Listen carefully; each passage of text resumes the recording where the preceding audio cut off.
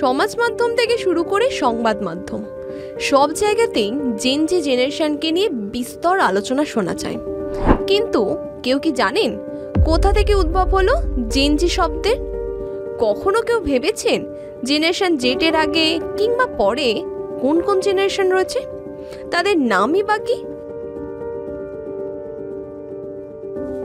মূলত 90s kid বা 90 শতকের শেষের দিকে যারা জন্মেছে তাদেরই বলা হয় জেন জি।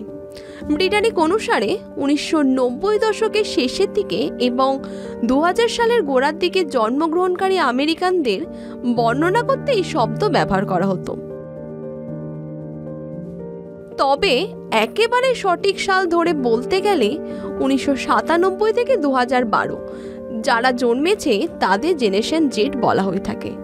বর্তমানে এই প্রজন্মের সদস্যদের বয়স 12 থেকে 27 বছরের মধ্যে।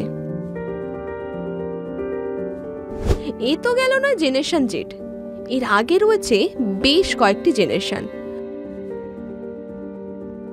যে সময়কালে আমার আপনার মা বাবাদের জন্ম হয়েছে, চলুন এবার তাহলে সেই জেনারেশনগুলোর নাম জেনে নেওয়া যাক। বর্তমান সময় পর্যন্ত মোট 6 ধরনের জেনারেশন দেখা যায়, যা সাধারণত জন্মসাল অনুযায়ী ভাগ করা হয়। 1925 থেকে 45 সালের মধ্যে যারা জন্মগ্রহণ করেছেন তাদের সাইলেন্ট জেনারেশন বলা হয়। এই জেনারেশনে মানুষরা সাধারণত কঠোর পরিশ্রমী, নিয়মাবর্তী এবং স্থিতিশীলতাকে বেশি গুরুত্ব দিতেন। 1946 থেকে 64 সালের মধ্যে যারা জন্মগ্রহণ করেছেন তারা বেবি বুমার ও জেনারেশন নামে পরিচিত। এই জেনারেশনে মানুষরা সাধারণত আশাবাদী এবং কর্মঠ হিসাবে পরিচিত। 1965 থেকে 80 সালের মধ্যে জন্মগ্রহণকারী ব্যক্তিরা জেনারেশন এক্স এর অন্তর্ভুক্ত।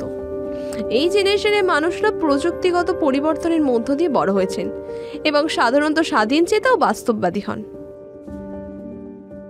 1981 থেকে 96 সালের মধ্যে যাদের জন্ম তারাই জেনারেশন ওয়াই।